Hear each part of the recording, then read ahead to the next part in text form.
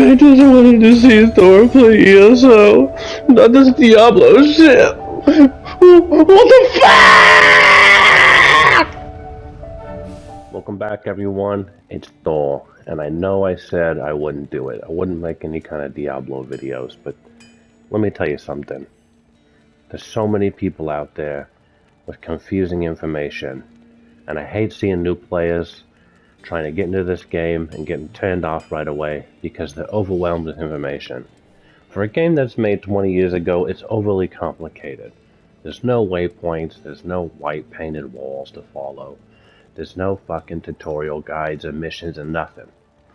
Alright? So, to make it easy for everyone to digest it, I decided to make a baby down version so everyone can be on board and be on the right track to getting some fun Diablo 2 time. Let's start with a few basics, shall we? First thing we're going to talk about is the quests. Once you've decided to settle on a character in the game, and you're ready to begin your adventure, there's 5 acts in this game similar to Diablo 3. Starting off on Act 1, Mission 1, the Den of Evil. I'm not going to go into details about every single act or how you get to them or what you do. Unfortunately, you probably have to look at a guide if you can't find out where to go. Personally, I find it a little fun to walk around and kind of figure it out on my own. For people that just want to get to the end of this game, I suggest finding a guide for each of these missions on here. There's 6 missions in every act exception of number 4. Number 4 only has 3, it's quick and easy, and you have 5 again. A couple things I want to note. Make sure you complete all these quests when you do a new character, because in Act 1, you're going to be able to get a free respec token. Act 2, you're going to be able to get free attribute points. Act 3, you're going to get a permanent health bonus, and you'll also get a few attribute points. Act 4, you'll get a few skill points. And Act 5 is probably the most important. You get this called the Logic quest in Act 1. Don't waste your Logic quest on anything. This pretty much means he'll add a socket to any of your gear that you find in the game. You want to save these. Save them for really important stuff, alright? Now, every time you finish the game on normal, nightmare, or hell difficulty, you'll redo all the same quests and have the opportunity to get the bonus from each act as I just described before, including the Logic quest. Each character will have the ability to get 3 specialty socketed items, so choose wisely. Now we're going to go over your character sheet. If you played any RPG games before, this is going to look pretty familiar to you. Unlike Diablo 3, where you have many more different attributes to put points into, you're limited just to 4. Sweet and simple. Strength, dexterity, vitality, and energy. Now, how this game works is your damage doesn't really scale off your strength. Your dexterity doesn't really do much. Vitality is the biggest factor in the game, with energy being the most worthless, even for magic characters. And I'll explain why. In this game, gear requires a strength and a dexterity or either or requirement. For example, this piece of gear says it requires 35 dexterity and 41 strength to wield.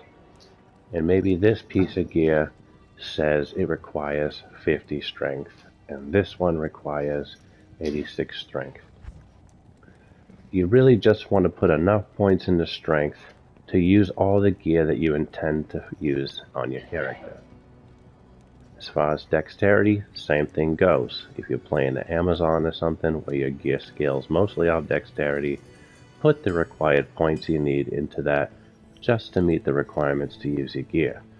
All your extra points should be going into vitality, and pretty much nothing goes into energy, even if you're a magic user. You can check out your basic stats right here, and your resistances will be shown here. If you're playing on console, you can see exactly how much percent you have. In each difficulty you go up, from normal to nightmare to hell, you will take a bigger hit to your resistances. so you'll need to find a way to increase them to meet the demands of the harder difficulties.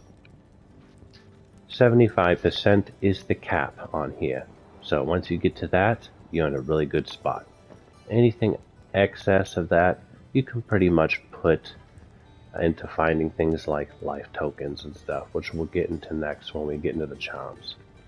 Final thing on here, if you're on PlayStation, you hit the touchpad, you can look at your advanced stats. Over here you can find out everything from your magic find, how much the reduced price to vendors go, your movement speed, and so on and so forth. We'll get into that part a little bit later. Let's get into the inventory. Now, ignore what I have in here because what I'm wearing and what's in here isn't really relevant. The important things to understand is the gear, and this applies for each of your classes. Let's start over here. So this is where your primary weapon will be and your offhand weapon. Some builds you'll use a dual wield one-handers. Some builds you'll have a sword and a shield. Some builds you might have a two-handed bow or a two-handed spear, and nothing goes in here except maybe some arrows. Alright, you have your helmet, your chest piece, an amulet, 2 rings, a belt, gloves, and boots. Now, potions, this part, depending on what kind of belt you have, will have anywhere from just 8 slots, some will have 12, and some will have 16. Later on in the game you'll find the 16 socket belts. This is where you put your potions. And you don't have to keep them in your inventory, you can slot them in here into your belt slot, which is really convenient. Now, this is your personal inventory right here. As you can see, it's extremely limited. And so you have to be really smart about what you put in here. In the beginning of the game, it doesn't really matter. If you find any charms, put them in here. Speaking of charms, let's go over those. See these little discs, these little orbs, any of these little things that just take up a single slot right here? This is called a small charm. It's as small as it comes. These things can have anything from a life bonus to resistances bonuses and magic find bonuses, and a hit recovery, all kinds of different stats. The important ones for a new player are probably going to be life and resistances. I wouldn't worry about finding things like magic find, hit recovery, and stuff, as you're going to need resistances to survive through most of the game. The next largest size is called a large charm. These take up 2 slots, and generally they usually have 2 what do they call sublines to them. See how this one has 3 defense and 31 life? Usually they have 2 on them, and they can be pretty good. Again, they can give resistances, life, anything the small charms do, but it's usually a bit bigger stat. And the last one over here is called a grand charm. They'll take up 3 inventory slots, but again, they can have up to 3 lines of abilities, and they generally have really high sublines on them. Like this one has 15 to all resistance, and this one has a bunch of different good stuff on here. So that's the charm: small, large, and grand, each one taking up a different amount of space. Once they're in your inventory, you'll have the permanent bonuses to them, just leaving them in here. Right here, this is a tome of Town Portal and a tome of ID. I suggest you go over here when you start the game to this old hag, and you go ahead and you buy one of each of the tomes. They'll allow you to hold 20 of each scroll. A Town Portal scroll will allow you to go back to home base from anywhere in the game, and an ID scroll is how, when you find an item that says unidentified, you'll hold X on it and click on the item, and you'll identify it for you. The Herodric Cube is something that you'll find later on in Act 2. This is your recipe box where you put different ingredients in here and combine them to either create gear or increase the rarity of something. The cube is for another time. Alright, so that's how inventory works. Moving on to the skill tree. This is going to look different for every single class you play in the game, but essentially there are some things that are similar. You may have a defensive, an offensive, and a combat skill line, and your general skills. Don't really worry about this one, okay? This one is where you can hotkey like your town portal or your basic attacks or something like that. Anyhow, depending on your build, you should go look at a beginner's guide video. I mean, I would do it, depends on how good this video does. If it does good, I'll make some build videos, but there's plenty out there you can go see. The important thing of this video is you understanding all the stuff that people just blurt out, everyone expects you to know. So, check out a build video to know where you want to allocate your points and why you want to do it. Alright, we're down to our last couple things to know. First one is we're going to go to our private stash. Each of the 5 acts will have a private stash in here in the home base that you can access. It has 4 tabs in each one. The first one is your personal stash. This one will only be character bound, so if you go on another character, you won't have access to this first tab. Essentially, you can put any of your gear and leave it in here on your character. Then you have your shared stash slots. You can use these pages to share gear between a new character. If you find, let's say, something for a druid while you're playing on a Templar, then you can put it in a shared stash, so when you make a new character, you can have access to it and move it over to his personal stash, so that way you can open up your shared stash for other characters and other gear. Cool little trick to know too. In this game, when you die, your gold drops on the ground. If you want to prevent your gold from being taken away from your bank, put it in a shared tab like this. Your gold will not be taken away from your bank if it's in a shared tab, and you won't lose any of your gold game progression. Definitely keep that in mind. Alright guys, let's get into gear rarity, okay? As in any RPG, a lot of gear is color-coded by what kind of rarity it is. In this game, it can be a little confusing. So let's start at the very beginning, okay? So, this is your common white rarity. The gear is called a royal shield, and as you can see, it's kind of like grayed out name. That means that this is a piece of common gear that has sockets already added to it, which means that this gear can be inserted with gems or runes to make rune words. These will be the bases for your more powerful gear, such as the spirit shield or the Heart of the Oak flail. Okay, so always keep an eye out for your particular build that has like sockets in them with the grayed out word. Okay, next we're going to go over here. This is called a magic item, so kind of like your uncommons or basic, you know, one step above. The lettering on this will be like a bluish purple. Now, let me tell you something very important. Sometimes you will find gear with this color lettering, that's the bluish purple, and it will have sockets on it. Now, you cannot make rune words on gear that has the blue words, only the gray words at the top. Okay, if it says like superior royal shield and it has like some blue letters at the bottom, that's fine. Just as long as the name of the gear is not this bluish colored. Now you can put gems in the gear. Gems will give you something like all resistance or magic find or fire damage, that's fine.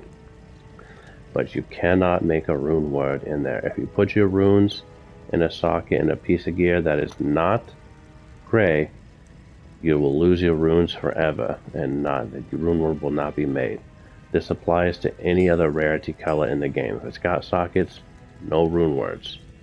Only gray. Remember that.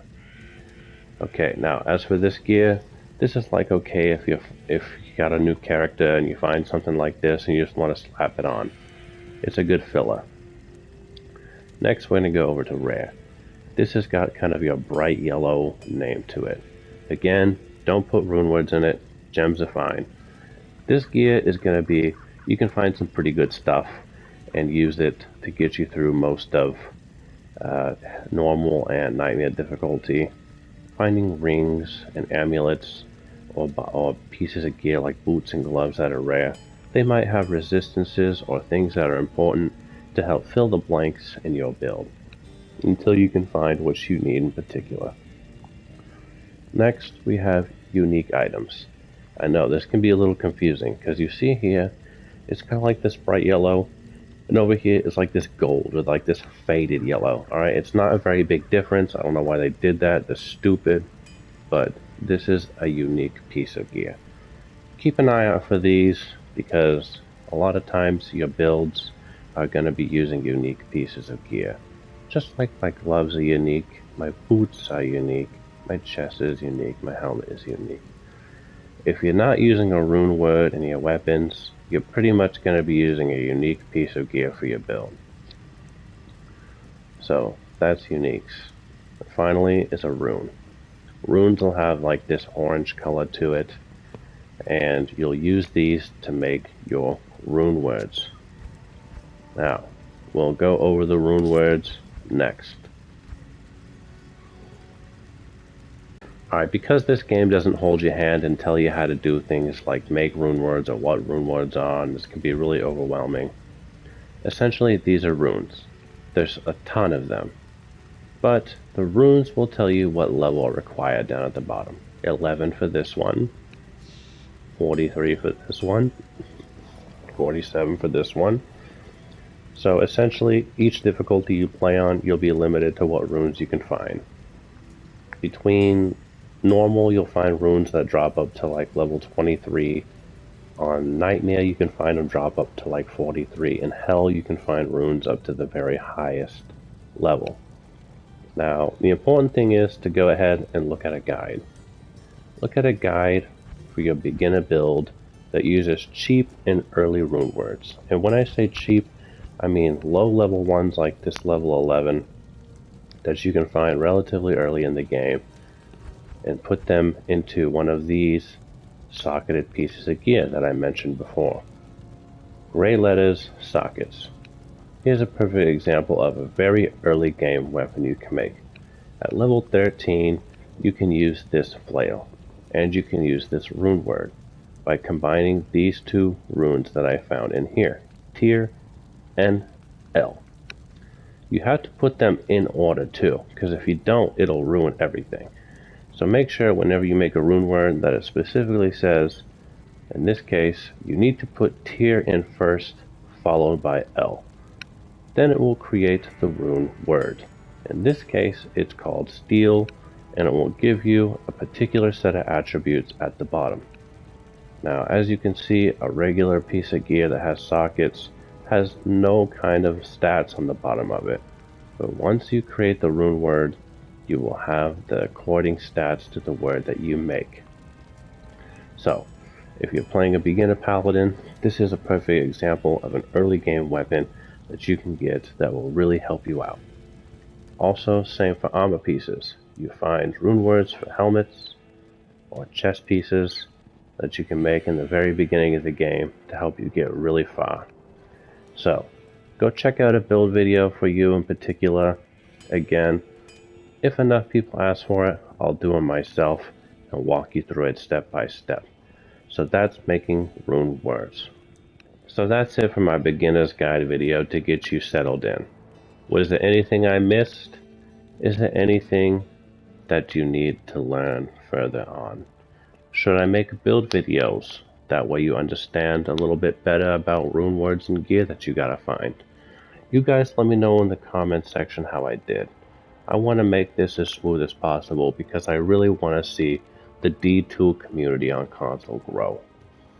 If you want to add me and trade with me or play a little bit and learn more one-on-one, go ahead and ask for my PSN. If I got some free time, I'll hit you up. Until next time, Thor out.